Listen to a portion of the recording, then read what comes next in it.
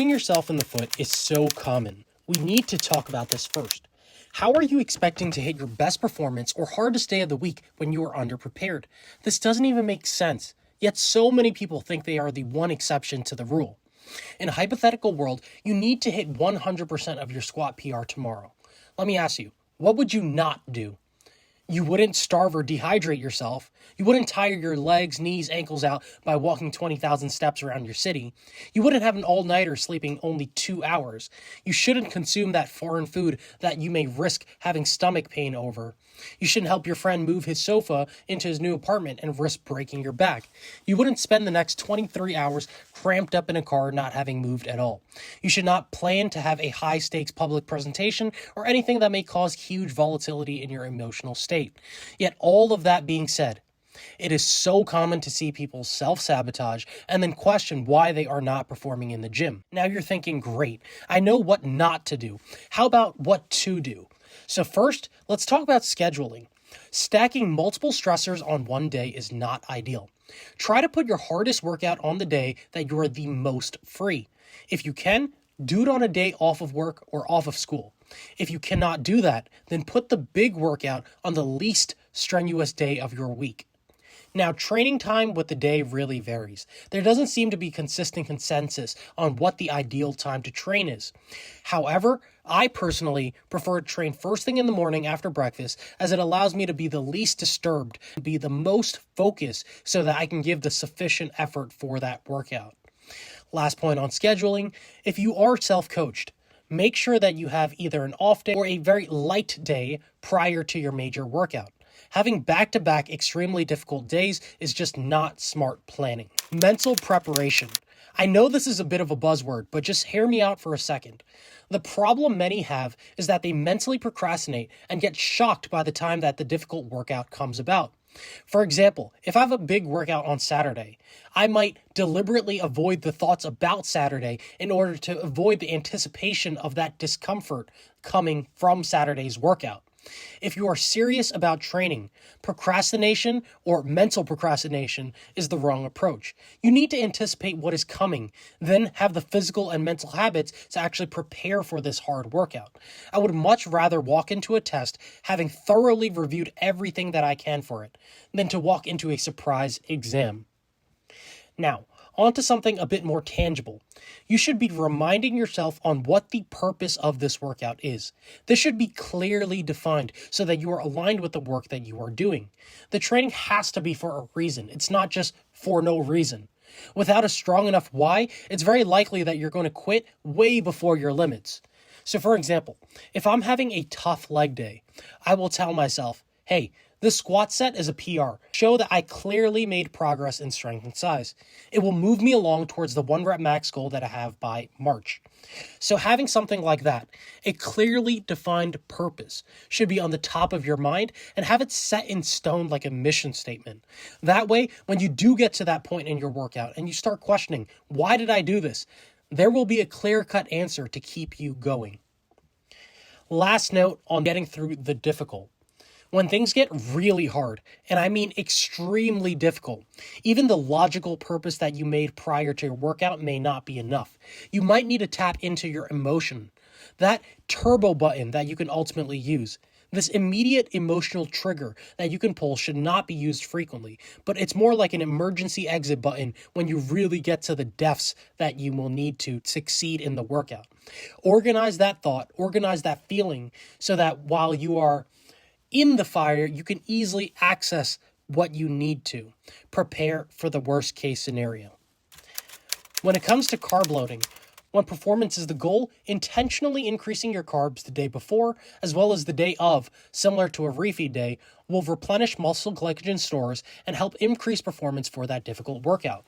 This doubling down strategy is used by many elite powerlifters, specifically on their SPD days that may take 3 to 4 hours.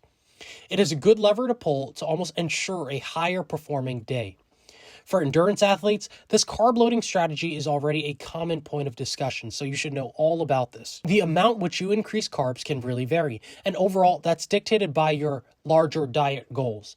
Be careful, because if you are dieting and you have too much of a carb increase that day before, it might just ruin your weekly caloric deficit and ruin the overall weight loss plan. You have to figure out what is important for you, having a higher performance or losing that weight. So some practical strategies that you can use is to stick to the exact same meals as usual, but increase the servings of carbs just slightly. So a bit more rice, a bit more bread, a bit more pasta, a bit more fruit, a bit more honey, just small modifications. The goal is to increase your carbs, not to deliberately increase fats, proteins, or fibers. I would not recommend that you go out to a restaurant, eat a bunch of random foods, and then smash a cheesecake. Stick to what your gut knows. Electrolytes / preloading with more electrolytes than usual for intense or long workout is a good idea. I only recommend using this for very intense or high volume workouts rather than doing this every single training day. Ultimately, you want something with a decent amount of sodium and potassium to fuel your performance, prevent cramping, sufficiently hydrate, and also to rehydrate for the workout's sweat / water weight loss. So having something like a liquid IV pack, Pedialyte, Electrolyte, a few Gatorades, Element drink, or try oral packet prior to your workout will work. An affordable alternative I like to use is have a fruit juice for the carbs and then 2 teaspoons, not tablespoons, of Morton's Light Salt per my buddy Sam Sheether's recommendation. So this can apply to in-between workouts as well. So having some form of carbs and electrolytes to prevent cramping and refueling for the duration of the long workouts is also a good consideration. A simple rule of thumb for you to remember is to take pre-workout electrolytes with 500 to 1,000 milligrams of sodium and half the amount for potassium. Caffeine consumption will help maximize your mental and physical preparation. The key lies in the dosage and the timing. Now, I can't speak for pre-workouts. I've never consistently taken pre-workouts. I've always had a direct source like coffee or a caffeine tablet. So in regards to the recommended dosage for caffeine, it's very important that you take the right amount that increases your energy and alertness, but not so much to where you feel that heart pounding out of your chest feeling. The right amount for a single usage, as in right before you work out, is 1 to 3 milligrams per kilo of body weight. So if you weigh 150 pounds, that's roughly 68 kilos, 68 to 204 milligrams of caffeine, or roughly half a cup to 2 cups of coffee.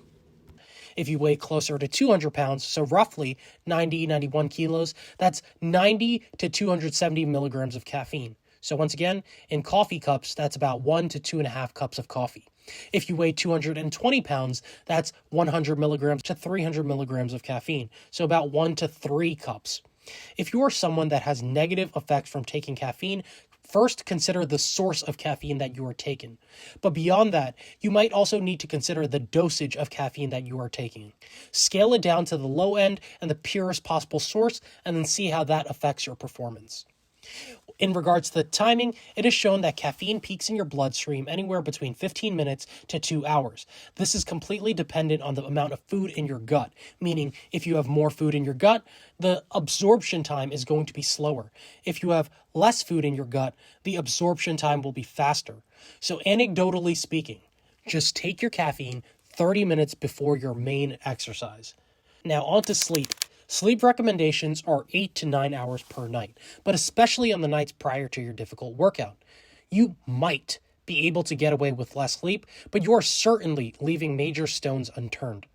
The best sleep practices are to sleep in a cool enough room temperature to where you do not overheat, to allow for a dark enough setting to not allow light to seep in. And if you are someone that wakes up too soon, just try to avoid using your phone during the middle of the night. Don't play on it and then just be unable to fall asleep for the remainder of the sleeping time. If you do stay up, I would recommend that you actually go do something and then come back to sleep rather than playing on your phone and then tossing and turning, not being able to sleep. Lastly, in regards to mobility and active recovery, you should be already mobile from the months of training preparation. But inevitably, there's going to be small restrictions that will come up.